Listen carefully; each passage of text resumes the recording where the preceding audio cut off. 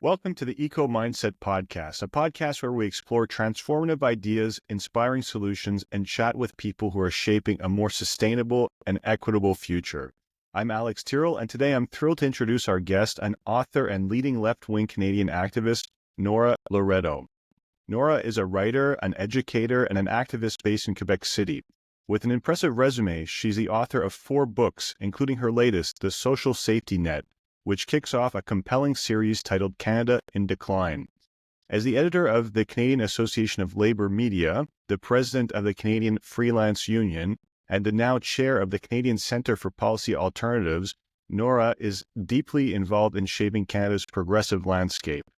But that's not all. Nora is also the host of not one, not two, but 3 incredible podcasts: Take Back the Fight, The Daily News, and Sandy and Nora Talk Politics. If you enjoy this episode, I highly recommend checking out those as well, and I'll leave the links in the description. Today, Nora joins us to talk about her latest book, The Social Safety Net, diving into the urgent need for a strong and equitable safety net in Canada, and what it means for a country grappling with inequality and systemic challenges. So, without further ado, let's welcome Nora Loreto to the show. Hi, everybody. Today we have a very special episode. We're joined by Nora Loreto, who is the author of her latest book titled The Social Safety Net. It's the first book of a 3-book series about Canada in decline. Nora lives in Quebec City and is very active with her podcast and on social media. And I followed your work for quite some time, so it's a pleasure to have you on the Eco Mindset. I've read through your latest book. I think that you raise some very interesting points for progressive Canadians in this book. And so we're going to be talking about the social safety net. So, of course, for our listeners, the social safety net is everything from having public healthcare and education, social services, making sure that when people get sick, when people encounter difficult circumstances, that the state is there to provide a baseline of care and to ensure that everybody's basic needs are met. And in Canada, we've had different periods where the state has filled this role better and at times worse due to cutbacks and neoliberalism and that sort of thing. So Nora, my first question for you is, what was the peak of the social safety net in Canada? The way that we understand the social safety net, so the peak of access to doctor services and low cost higher education, and where public services were operating at a really large capacity, it was really the late 1970s. It's the late 1970s where everything that was built in the post-war period starts to become slowly undone. Now, there's other expansions made in the 1980s. It's not like it just stops. But things do start to transform in the 1980s, such that by the time we hit the 1990s, there is a very clear constriction of social benefits that the state is meting out to people. And so, after World War II, you have a society that's been ravaged not just by one world war, but 2 world wars and a depression and a massive flu outbreak. And people, are ready for the state to take on services that it had not taken on before that period. And so there's a massive expansion starting in 1946 and really actually started during the war for the war effort, which also primed people for the state being more involved in services. And by the time the 1970s roll into the 1980s, it's clear that what was established isn't going to cut it anymore for Canadians, because the population was changing, immigration was increasing the number of people living here, but then also changing family situations also increased the number of people living alone or different kinds of living arrangements. And so households exploded by 1/3, even though the population didn't. And it really put strain on the system, the way it had been set up. And politicians had 2 choices. They could have either expanded the social safety net to ensure that everyone had access to the same kinds of services that had been imagined a decade and 2 decades earlier, or they could start constricting the social safety net. And that is what they decided to do. And do you think that the war effort made people maybe a little bit more open to government interventions in society, and people saw maybe a bigger role for the government in that period? Well, there's no question that the government played a really major role in the 1940s, the early 1940s. In fact, the ministry that was responsible for basically everything related to the war was run by its minister C.D. Howe. And academics looking back on that time say that Canada effectively had a planned economy for the first time ever and never since. There was direct intervention in the markets. There were companies that were expropriated by the federal government, and sometimes provincial governments also created crown corporations. And so, talks about nationalization they weren't new or anything like that. Like the CCF had been calling since 1933 formally in the Regina Declaration to nationalize major industries. So these are old socialist ideas that activists had been fighting from before the turn of the century. But the war provided the cover for the Liberals and Conservatives to actually do something that they were ideologically opposed to. And by and large, most of those services were sent back to the private sector after the war. But Canadians not only had a taste of it and could see it functioning in action and seeing it properly functioning, but it was also a moment where the CCF started to really scare mainstream politicians. The CCF winning in Saskatchewan, coming in second place in the Ontario election in 1943. The Liberals and Conservatives were like, these are popular ideas, and so we're going to have to adopt some of them if we're going to also maintain our popularity and make sure that the CCF doesn't get any more election gains, which is exactly what they did. And what were the role that activists played in pushing these social policies forward? Well, I mean, it would never have happened had it not been for socialist and communist activists. And in the way that we understand activists today is a little too staccatic, is a little bit too individualistic. It's not activists. It was full on movements that pushed forward these ideas. So you had the labor movement, which was, somewhere between extraordinarily radical and also trying to fit into a new kind of arrangement of labor relations that, of course, culminates in the Rand decision in 1946. And you also have farmers' organizations that were radicals. You have women's organizations that are also doing radical work too. And through the CCF especially, you have a whole movement for social reformation. Social reformers had been very, very involved in politics in Canada for a very long time. And probably the most important report ever written in Canada about our social safety net was written by a guy called Leonard Marsh in 1942 or 43. I think it was 42. But the thing about writing 2 books in a year is you totally forget details like that. But Leonard Marsh was a social reformer. He was an activist in the CCF, and the federal government gave him 3 months to write a report on what kind of social safety net Canada should have.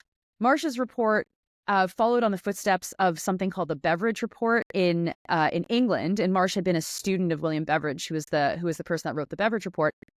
But it was totally canned by all of the parties because it was way too radical. I mean, he was calling for social programs, right, like from childcare all the way to publicly funded funerals. And the Conservatives and the Liberals were in overdrive to just marginalize this report. That was only possible because Marsh had been a social reformer, had been involved with the CCF, and found himself working for the Ministry of Finance in Ottawa. So activism, and all of the structures that it took in that period, so the partisan structures, the social movement structures, the labor movement, they were always pushing for radical change. And they had the vehicle through the CCF fighting for radical change, but then they also had people well placed within society to make those arguments to farmers who might not have been convinced yet, or industrialists who were not convinced, or average voters, or that kind of thing. Yeah. And I guess the CCF had really a lot of political courage, right? Because even when they brought healthcare in for the first time in Saskatchewan, there was a doctor's strike, doctors that did not want universal public healthcare. So it's pretty incredible to see that they were able to stick to their point, despite all of that opposition at the time. Yeah, exactly. And that political courage, I mean, it came from having a radical platform. These people were very much committed to a project that looked a certain way. And you should read the Regina Manifesto if you haven't had a chance, because it really does outline their project. I mean, we could almost take that today, carbon copy, and say, this is what we want Canada to look like. There's very few things that would be like, oh, that doesn't work anymore, or that's too old of an idea. They were very clear-eyed about what needed to happen in Canada, and they had enough support through all of these other structures to be able to be that courageous. And they had the government in Saskatchewan. And so there were a lot of Ontario CCFers who were involved in the administration, and it actually caused a bit of a political issue that there were Ontarians that were involved in Saskatchewan, because of course people are like, oh, there's outsiders, they don't belong here. But they were learning the ropes of government in Saskatchewan, hoping to replicate the same thing in Ontario and in other provinces. Yeah. And I guess they were doing this also at a time when life was a lot more affordable for your average person than it is now. I saw different places in the book you compare, what it would cost to live back in the 40s compared to now. Even if you calculate for inflation, I think rent for an apartment is about $500 a month, even with the inflation. Do you think that the fact that maybe people weren't as economically burdened gave them a bit more courage and a bit more time to mobilize for some of these policies? Well, this is early years of capitalism. And, we shouldn't forget that the Great Depression, of course, was a disaster for people. People fully lost their homes, and there wasn't a social safety net in the way that there are supports today that did not exist back then. But the flip side of that is that finances were not as complicated as they are now. And so, you don't have people with money wrapped up in investments or RRSPs, or, use this tax program or this program or whatever faux schemy redistributive mechanism that the Liberals have kind of implemented today. Back then, it was very much like there's not much standing between you and total destitution. But it also wasn't the case that someone was making insane profits off of every grunt and movement and moment of your lives. And so the impact is that today we have an illusion that there's more comfort. We certainly have some better comforts. I mean, our homes are more comfortable than they were back then. That's undeniable. But we also are funding this stuff through endless debt, whereas in the 1930s, that debt ran out and just caused this tremendous crash. Because we have such a more complicated, because capitalism has figured out how to be so complicated and make our lives so complex, it's really hard to see the bottom fall out until it completely falls out. And for the folks for whom it completely falls out, there are very little services other than the same kind of services they had in the 1930s, like soup kitchens or whatever. Yeah, interesting. And so we've gone through about how, this social safety net was created and what it is. But of course, there's been a repression of the social safety net, especially in recent years. Can you talk a bit about how this came about, how the powers that be hacked away at the social safety net step by step? Yeah, so the 1980s come along, and there is a global movement to transform economies. And that global movement is to get rid of the trade barriers that exist between economies. Capital is more mobile. Technology is making things possible that had never been possible before. And commerce is crossing international borders in a way that was never possible before, right? The difference between a boat versus an internet connection, I mean, we're not the internet yet, but certainly the speed of a computer is just unheard of, right? And so there are people that understand that now this moment of massive change is the moment to really alter the economic arrangements that exist within these states. And so in Canada, what that looks like is there's a Royal Commission on the Economic Future of Canada that happens in the early 1980s. It's started by Pierre Trudeau, and by the time it finishes, Brian Mulroney's in power. And it's this unbelievably massive undertaking where the final report is 1,200 pages that basically is a history lesson and an economics lesson of Canada. And while they don't recommend free trade, it becomes the first formal document that says some sort of free trade perhaps is going to be in our future. And Mulrooney, because it's a beast of the Trudeau government, he doesn't say that he adopts any of the recommendations of the report. In fact, he doesn't adopt any of the recommendations of the report. But it primes Canadians for what is going to happen in the next decade, which is this protracted debate over free trade. And, Canadians will remember that free trade has always been a sticky subject for Canada. Canadians have always rejected free trade when it was put to us at the ballot box through electing certain politicians. Free trade, ended the election of Laurier in 1911, because he was saying that we should have free trade in the United States, and Canadians were like, no, that's not going to work. And so the corporate world, understanding that this is where they want to go, undertakes this incredible campaign to convince Canadians that free trade is in our interest, and free trade is going to make everything cheaper. It's going to give us strawberries in the winter. It's going to make our jobs stronger. It's going to get rid of the worst jobs because they can go overseas and free Canadians up to do better jobs and all this kind of stuff. It's so interesting looking back at the debates, because anybody that's on the side of capitalism, I guess, is going to say that free trade was a complete success. And the success, you can see that in how enormous profits have gotten, how much power corporate world has gotten in Canada. There's no question that free trade was a success by the terms and definitions of the people who have benefited from it the most. And from those are the same people, the same kinds of people who promoted it the most in the 1980s. For everyone else, which is the vast majority of Canadians, it has been a disaster. It has linked us to a global economy that has made it very hard for us to express our sovereignty and make sovereign decisions over our economy. It's totally warped our understanding of things like interest rates and the role of the Bank of Canada. Now it's just a given that this unelected group of bankers is running Canada because they're the experts, and we don't, politicians can't mess with the economy. There's obviously no conversations about price controls or anything like that, setting kind of any level of planning in our economy. Our local economies have been devastated. We can see the impact of that, especially in small towns and small communities all across Canada, rural Canada. And this is what is the catalyst to start hacking away at the social safety net. Because if the economy goes one way, it's impossible for services to not go the same way, because we start to then tie services to the economy. The first free trade agreements in the world signed between nations that include services. So not just the trade of hard goods, but banking services and consulting services and healthcare and education or whatever, is between Canada and the United States. And the second one, they're signed at the same time, Canada and Israel. And so these three countries together pioneer the free trade of services.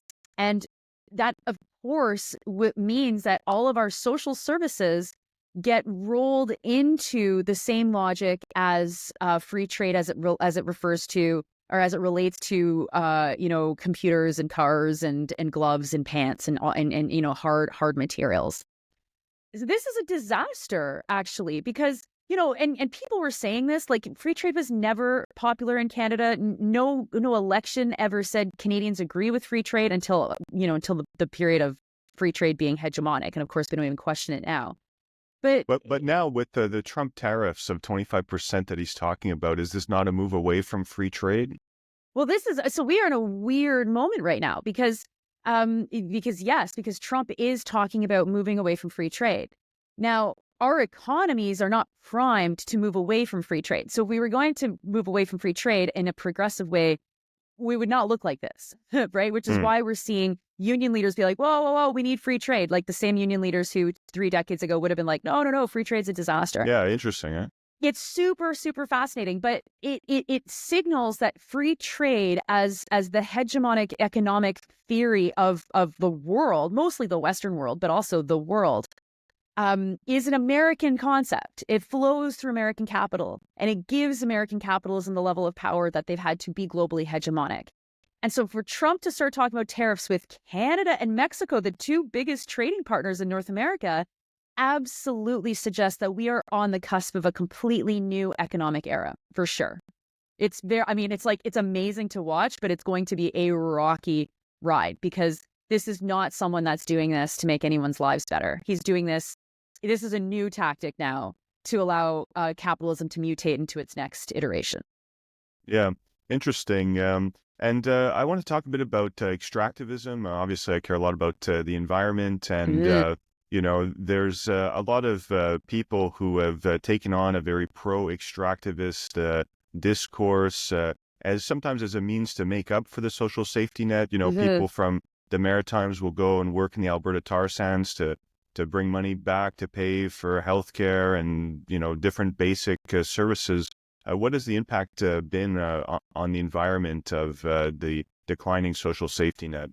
Yeah, the environment, of course, looms over all of these discussions. And at the most basic level, the social safety net, if you look at workers, couples, let's assume a household couple in Alberta, it is usually the public sector workers who are the ones that stabilize the economy, because they are the ones whose jobs don't disappear in the boom and bust economy of when you're stuck in these staples driven cycles, right? So the couple who's the man loses his job because of a bust cycle is saved because the woman's a nurse, right? And so there's a really interesting interplay between our obsession with oil and gas. And of course, my phone is ringing. I can't hang it up. So we're just going to have to listen to that because I have a landline, right? It's the magic of live podcasting.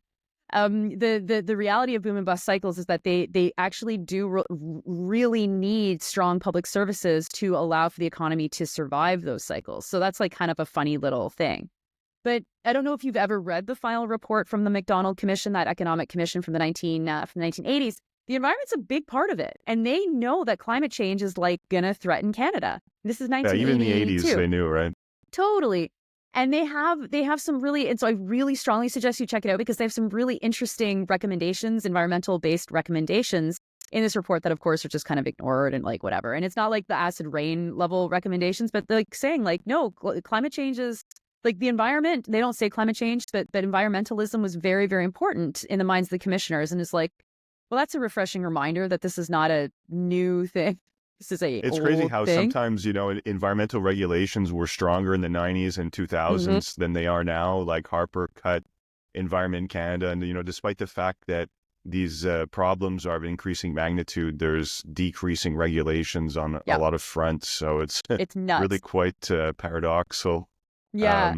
But this book is about the social safety net, and I started with it because I wanted to set the table talking about our public services. The next book, though, is really where I talk about the extractive industry. And so the next book comes out in May. It's called the corporate control of Canada. So you can't get away from that, of course, when you're talking about the corporate control. And this, I think, is really, really important when we're talking about the neoliberal age in Canada. The economist Jim Stanford talks about three shocks that really herald the neoliberal age starting in Canada. And one of the three shocks is the return to staples. And the return to staples, back in the 1930s and 40s and 50s and 60s, you had philosophers and economic theorists talking about staples theory in Canada, going right back to the earliest days of fishing and those kinds of like early day extractive industries in Canada. And in the 1990s, as Canada's economy is being integrated into the global economy, you realize we get rid of manufacturing. What's left? What do we have left? What do we offer the global economy? The only thing we have left are raw materials. And so we have a concerted effort to move towards raw materials in a way that did not exist before. I mean, sorry, in oil and gas. It of course it existed in other commodities and in fishing, and then going all the way back to like the fur trade. But developing the oil and gas sector and then really putting the mining sector into overdrive was part of transforming our economy to being primarily oriented around raw exports. And the thing about raw exports is they don't create very many jobs, as most people know, right? Like, you are literally just pulling shit out of the ground. Like, that's not innovative. And if you read Jane Jacobs' book from 1980, which was a Massey lecture on her book in favor of Quebec sovereignty, she talks about one reason why Canada is not a real country is because we've never figured out how to innovate our resource extraction. And the example she gives is how in Norway, it's their fishing economy is huge. And in the fishing economy, they have innovated. They've created new kinds of canning that allows for longer shelf lives and whatever. And she laughs that Canada has never been able to innovate any of our raw materials. And this is the 1980s, and we go way so hardcorely into oil and gas that this is going to save this globalized economy that has actually just destroyed any of the things we used to make here. Right. And there's lots of examples of this that we can look at. Probably like the one that I'm most I like talking about the most is the whole petrochemical industry in Sarnia. Like, it wasn't just about petrochemicals. It was also about like production and making things. Right. The whole industry was set up to make synthetic rubber because there was going to be a rubber shortage because Japan was the global exporter of rubber and there was a war and we need to make synthetic rubber. And so during the 1940s, during World War II, it wasn't even clear you can commercialize synthetic rubber at that point. And the Canadian government brought together all the leadership of the petrochemical industry and said, we are making a crown corporation. And what was created out of that was Polysar Canada and this massive petrochemical production facility, which was then sold to the Germans in the 1980s, right? Yeah, So, and of course located right next to an indigenous reserve that's faced really dire consequences of that pollution as well. all of our industries, every single industry in this country is always polluting and destroying the air, the water, the land of the local indigenous communities. And, you know, it's a funny thing, right? Because you can look at the 1960s and be like, well, there was a lot of bad and we needed to change a lot of what was bad within the society of the 1960s, which is obvious. But it's not as if we kept the levers of control to make changes. Right. So it's like, had we kept Chemical Valley as a crown corporation, we would have levers to do things with it. And now we're at the whim of begging a German company to like maybe let the community of Anjouang First Nation know that there's a benzene out like air leak and you can't go outside. Right. So like this is the paradox of this ridiculous country, which is like, we know that we need control over these industries to be able to mitigate or even completely change what the industries do so that they aren't poisoning people. But instead, we've just let, the free market take control over them. And we just beg and beg and beg that they do certain things. And it's like, oh, Mount Poly mine disaster. Oops. Like, that's too bad.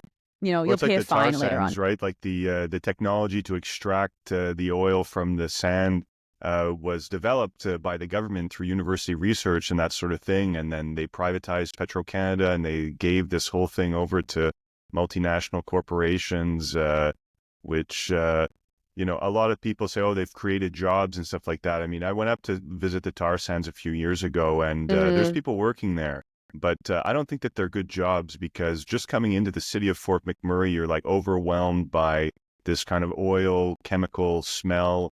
I saw, barracks where people were living right on the site of the refineries where their smokestacks billowing right next to where they're living and that kind of thing. So I don't think that they're very good jobs that are created. And of course, a lot of the profits are going elsewhere, not being put into the public coffers to pay for social programs, right? But and even if they were good jobs, like we can make other kinds of good jobs, and I think the best example of where this logic has led is the whole EV battery industry right now. Because, Canada has incredible expertise in batteries. The first lithium battery was invented in Canada. One of the main battery guys working for Tesla is a Canadian professor.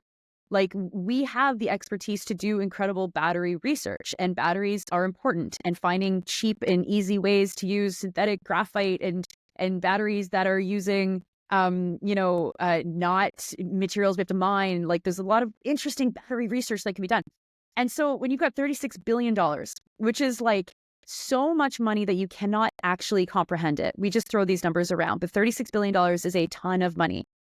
Do you create a public industry in Canada to do battery research and development, or do you give that money to the richest car companies in the world so that they can do their own research and development for their own battery stuff that may or may not stay in Canada, that may or may not be done by Canadians, jobs that might done by Canadians may or may not survive until they open, like is the case in Northvolt in Quebec, because of and course you give that them company's a bunch of wetlands to fill in to build their factory in right before they go bankrupt, and take with no control over $750 it. million of Quebec money with them.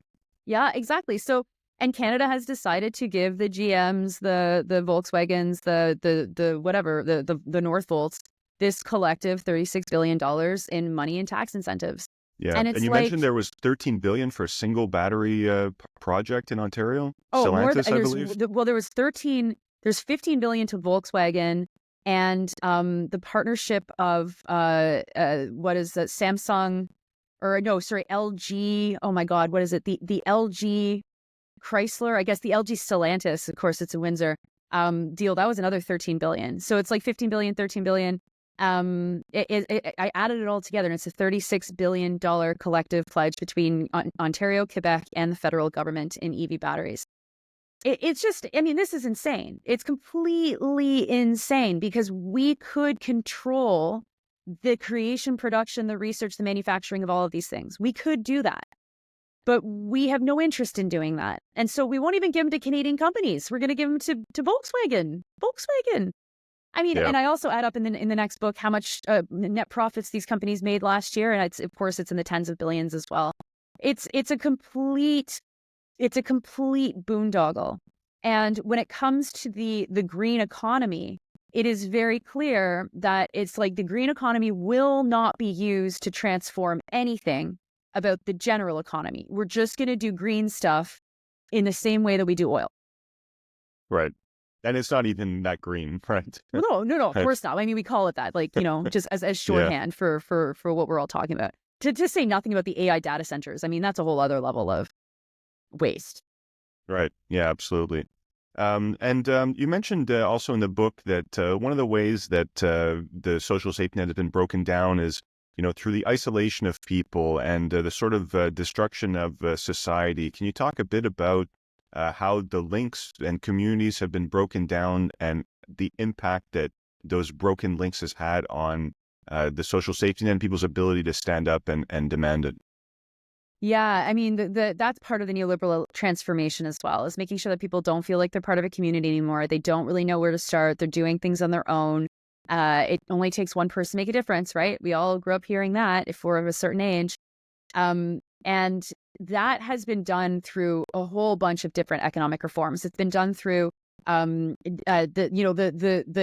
Western social democratic state had money for activism, right? And so they would fund activist groups in some cases, or people would be given EI, and on EI you'd be able to do activism. And that was a totally normal thing that activists often did, was they worked, got enough fiat they needed to survive, did activism full time while they were on EI, and then went back to work when that money ran out. I mean, there's changes to our work lives that are making people work longer than ever before and have to take care of family members again. And so it's kind of like, we're back to the 1920s with none of the understanding of how to live in community with each other. So we're expected to pull crazy hours at work and do all the family care and do all of the community care that would normally be done by our relations that we don't have anymore, because we're also all forced to move away from family. And, it just kind of is like on and on and on. You live in the suburbs, you're already in an isolated community, you're already fenced off from people. There are fewer meeting areas anymore for just casual, random interactions with one another. This gets called polarization by people in the liberal media, which drives me insane, because it's like, it's not polarization. You put me, you put anyone beside anyone on a flight, on a bus, on a bench, and we will all have conversations that are cordial and nice, and probably will disagree, but more often than not we'll agree on the things that matter, because we're all still humans. But we don't have those relations anymore. We don't have that opportunity anymore. And what we see as being relations and community online, we superimpose into the real life. And that is absolutely caustic. And it's very hard to fight against, because the social conditions are forcing us into these silos. And you can't just decide to break them, because it's a social condition. I mean, there are certain things you can do for sure to make you feel better and be part of certain things and get involved in activism and whatever. That's all super, super good. And you and I both do that. But it's not enough, because it's not, if you're someone, and I hear from people all the time, is the most common reason people get in touch with me. It's like, what do I do? Where do I start? And it's that question, even 20 years ago would have been, you start where you are. Like, aren't you involved with a church group? Aren't you involved with a cultural society? Aren't you involved with some hobbies where people have interests? Don't you care about the creek at the end of your street? Don't you care, like, whatever, right? Look at the Greenbelt in Ontario. The Greenbelt in Ontario is a protected area of land that basically stops the Greater Toronto Area from going further north and out to the west. And people forget that the only reason why we have the Greenbelt is because people have been actively fighting to keep this protected area of land since the 1960s.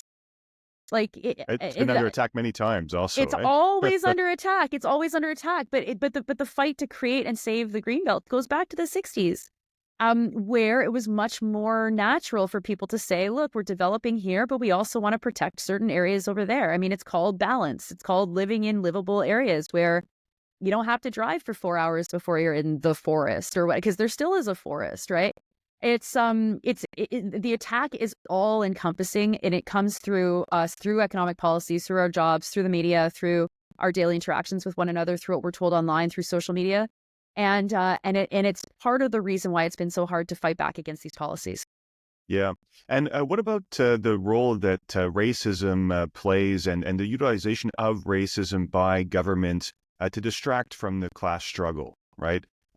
Just recently we had François Legault came out, and at the end of his the end of the year press conference, he was faced with questions about cutting the healthcare system, right? Like post-pandemic, when people are still struggling, right? The seniors and everything having a really hard time, like, and of course his base is a lot of senior citizens. Well, he comes out with this thing, oh, we're going to ban prayers in the street and parks because I don't like seeing them, people praying like that. It's not Quebec and everything. And this is like the big issue, like, of next year. Like, how have the politicians used racism to distract from the class struggle? Yeah. And I think that it is just such a wild example, because François Legault's never seen anyone pray in his life. Like, that's clear. Like, this is all lies. And Valérie Plante's line, the mayor of Montreal, of course, saying, like, if only he cared about people who die in the streets, right? Forget about praying in the streets, but if only he could, like, care about the people dying in the streets, because of course there was someone who was just unhoused who died from the elements in Montreal this past week. I like racism, right? From blaming immigrants down to the individual expressions of racism, play a fundamental role in distracting all of us from what the real issues are.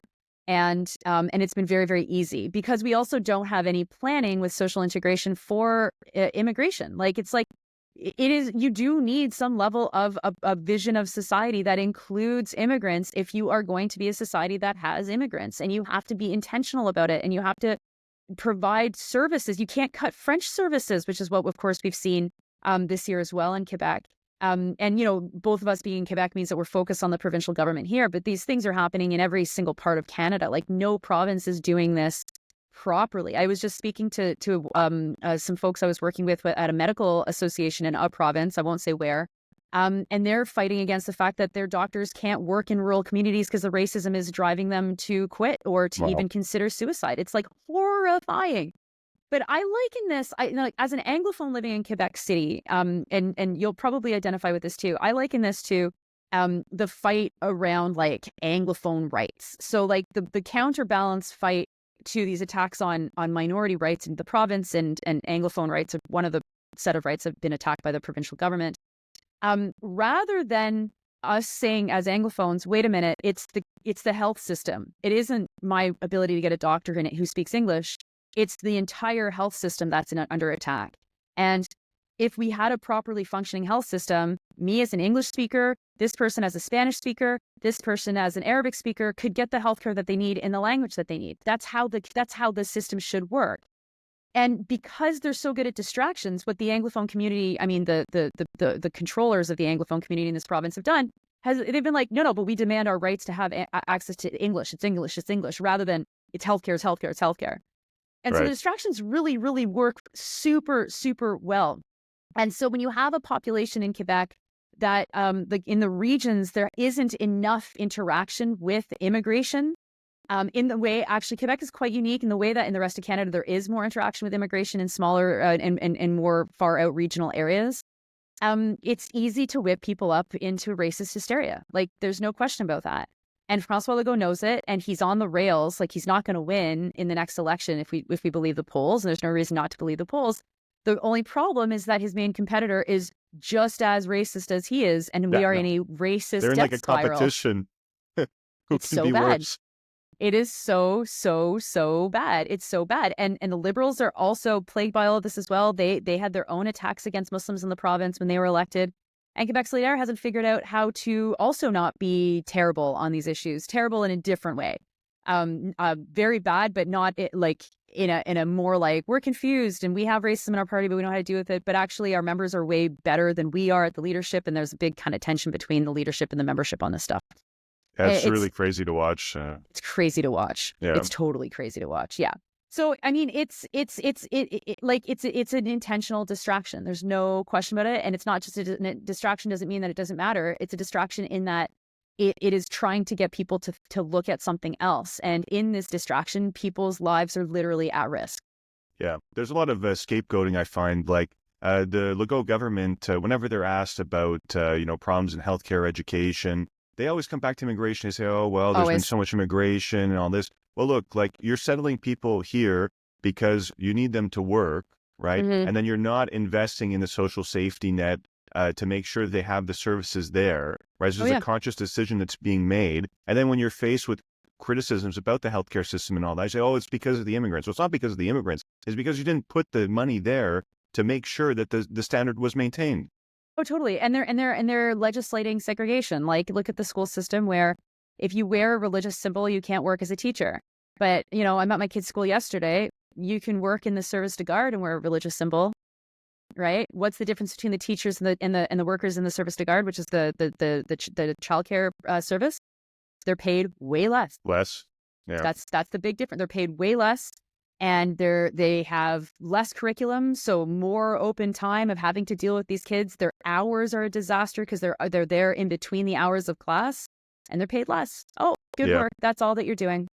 Yeah. I wanted to pivot now to the solutions, right? And what can be done to mobilize to rebuild the Canadian social safety net. I hope in the coming years that's the direction that the country is going to take. Hopefully that people do enough activism that will get there and overcome, the conservative government that seems to be coming to us in 2025 if the polls are correct. Yeah. And, particularly we've got this media narrative in the country that is obviously pro-capitalist, right? Like one of the things that I see very often in mainstream media is like the story about how like poor landlords like have to deal with, these dysfunctional tenants who have too many rights and stuff like that. And like, if you watch this, you would think that being a landlord is like a very difficult job or something like that. Yeah. When in reality, all you're doing is you just have capital and then you're just managing it and collecting checks from the people there. I mean, it's not a real job, right? No. It's just holding capital. But this kind of capitalist propaganda sort of, is very effective at stopping people from mobilizing against landlords. Oh, the poor landlords, all that. In your book, you talked a bit about nationalizing housing. I don't know if you saw the Green Party platform, but we call for nationalizing housing and making it so that when people are paying rent, they're actually paying towards owning the property that they're living in. What would be your vision for nationalizing housing? Yeah, and that actually is something I write a lot more about in the next book as well, because of the plague of real estate income trusts, which is a whole other topic to talk about, REITs for short. I think that in the most immediate term, the federal government needs to nationalize the REITs. So REIT holdings of rental income, of rental units in Canada. These are special trusts that have been set up that allow for you and me and average people to invest in real estate. And the corporate entities that then control all of the units within wherever they own, the individuals who pay rent will pay rent to the income trust. And as long as 90% of the money in the income trust is paid out to the shareholders, they pay zero tax. So what that does, of course, is disincentivizes upkeep in any of the buildings. And so the buildings fall into disrepair. Then the companies say, oh my God, we have massive back maintenance problems. We need an above guideline rental increase to be able to pay for the maintenance that we haven't done because we are incentivized to not do maintenance, because if they don't pay out 90% of the profits, they have to pay tax on it. These bodies were set up in the 1990s, I think 1997, by the Liberals. And they are now, they now control a third of rental housing in Canada. It's crazy, a third. Yeah. And in some cities, it's way more than a third. If you go to Iqaluit or to Yellowknife, they own more than 80% of both residential rentals and commercial rentals. And we don't talk much about commercial rentals, but commercial rentals are also why doctors are being pushed out of certain strip malls. Certainly, while your favorite record shop or your favorite cafe is being pushed out, because they all they promise their shareholders 5% increases in returns, and a high income REIT gets up to 11%. So I would start with nationalizing these REITs and actually bringing that into public housing stock, and then then we can talk about the profit motive in building. I think that there should be no profit made whatsoever in building a single unit of housing. And we have a model for this in Canada. The post-war housing boom, where hundreds of thousands of units were built all over Canada, were done on the cheap. In fact, they were sold for something like $80,000 on the high end, $60,000 on the low end for a 3-bedroom apartment in adjusted dollars. In today's dollars, $80,000 for a house. How did they do it? There wasn't profit exchanging hands from the land to the framing to the timber to the windows to the painting to the bricks. There's just no profit. And now we have profit at every time someone looks at the house, someone's making $10. Yeah. I think that we can get really lofty about our goals and in fixing the housing crisis. And I think lofty goals are really helpful because they orient ourselves to change. But there's also really immediate things that need to happen too that would just really put the brakes on the commodification of housing. The problem, of course, is that a lot of people are gambling off of their mortgage, and through gambling off their mortgage to try and have a pension, it doesn't work. So this also requires pension funds to be expanded, to be more generous, and the pension funds have to stop gambling in the REITs because they also invest in the REITs. Those banks also writing these huge mortgages, right, for properties that are maybe not worth that much. That the bank would issue, a mortgage for $600,000 for a small apartment. I mean, I don't know if we're going to have the same kind of bust that they had in the United States back in 2008. I mean, I guess there's a demand for housing here, but it is kind of crazy, how much they're willing to let people get into debt to buy things that are not really worth that much. I mean. No, and it's one thing that our collective need for the prices to stay high is giving the political fuel to make sure that the prices stay high. But the market doesn't work like that. And there will be a crash. Now, what the crash looks like, I don't think it'll look like an American crash. I think that there will be enough slimy ways to subsidize everybody to make sure that that profits do, or that values do remain high. Yeah. But it's a real conundrum because I've invested my whole life and this is my retirement grease, right? Whatever, my retirement oil. Because they can't rely on the state for an adequate retirement. Exactly. Since the social safety net's been in decline, right? Exactly. Yep. Yeah. Okay, I wanted to just conclude. You talk a bit about the difference between reforming or revolution. There's advantages and disadvantages of both. Can you go through that briefly? Yeah. In Canada, revolutions happen quietly. And of course, we all can probably think of certain ones, including one called the Quiet Revolution. But the revolution that I spend the most writing about is the business revolution of the 1980s. And it was revolutionary what they achieved. Bringing what Canada's economy looked like before the 1980s into what it looks like today was absolutely revolutionary. And I think that we need to think about revolutionary change in the same way on the left. Reforms, and there's always some kind of gray line between the two, and sometimes we're not all talking about the same thing. But in my mind, reforms are like pretty much anything that you can get the liberals to agree to is going to be a reform. Like Right. that's kind of my barometer, Yeah. right? Or the NDP too. I mean, the NDP is no better. So, like if the liberals are like, yeah, dental care, it's like, okay, there's going to be something wrong with the program. It's not going to be universal. There's going to be a scheme associated with it. That's going to be a reform. Are there people who get dental care today who didn't have it before? Yes, and therefore it's not all bad, which is And why maybe there's more people likely to demand it in the future since they've exactly got a it could taste be, of it. yeah, it could be a way to expand these programs. It's not always bad, but sometimes where reforms can be bad is they take up like political capital that could be spent on something more radical. And I think that we are in the moment of radical thoughts and radical ideas being necessary. And we just don't have the spaces or the places to debate those kinds of things. So what would it look like? Like, what would be the implications of nationalizing all of the REITs? Let's have that conversation. Let's have economists looking at the impact that would have on the markets, that the impact would have on people's savings. Sure, let's have that conversation. The real problem is we just don't have places to have these conversations, because if you are talking about anything that's that radical, even though it's not actually that radical, I mean, there's places around the world that are having these conversations in the mainstream.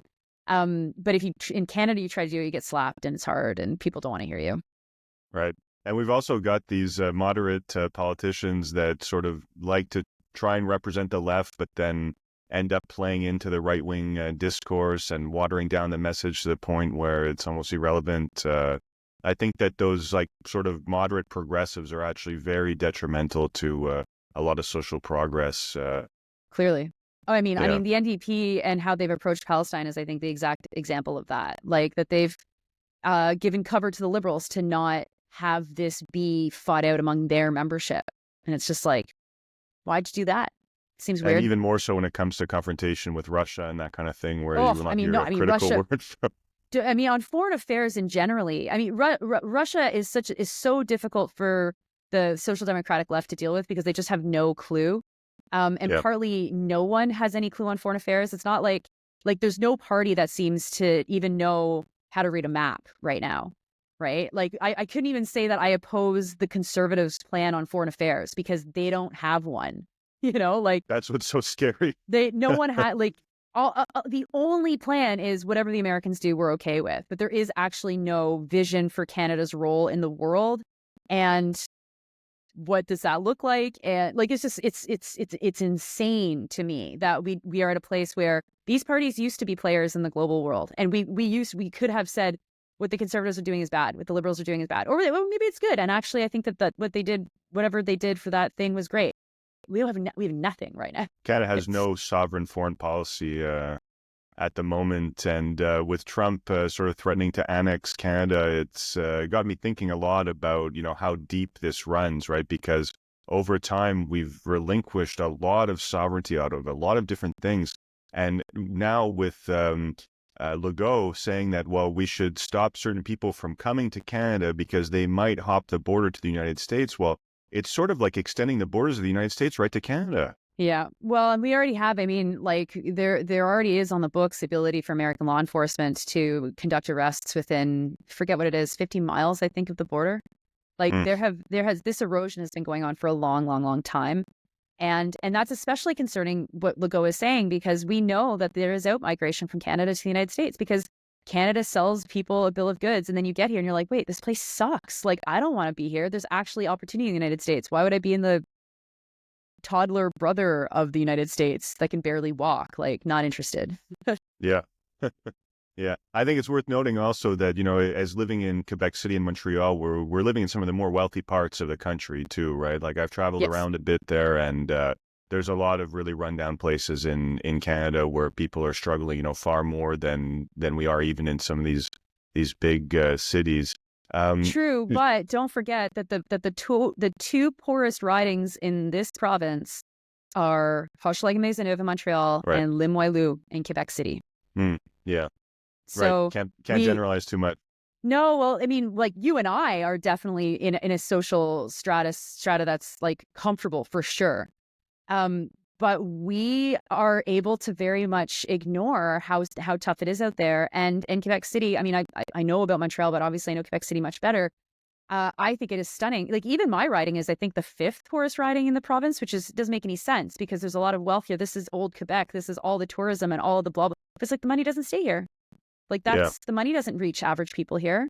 Canvassing for an election years and years ago, like, people had stories of like abject struggle and poverty of the people. Now, the difference was they still were housed.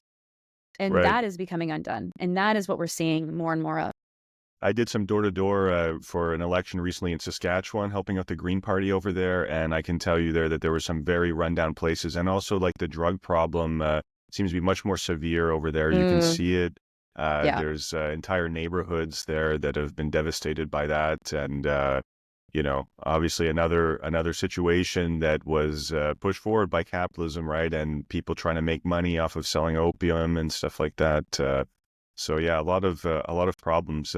But listen, it's been really excellent to get your perspectives on, this historical and current context about the Canadian social safety net. I'd like to remind people that this is the first book in a 3-book series. I'm looking forward to reading the second and third books. And I thank you very much for coming on the show, and we'll be sure to stay in touch. Yeah, actually, we're working on hopefully being 5 books. So we'll see. There's a 5. lot to write. Excellent. Yeah. We'll see. We're working We'll on have to do negotiations for 5 that. interviews But then. exactly. Thanks so much for having me. All right. Thank you for coming.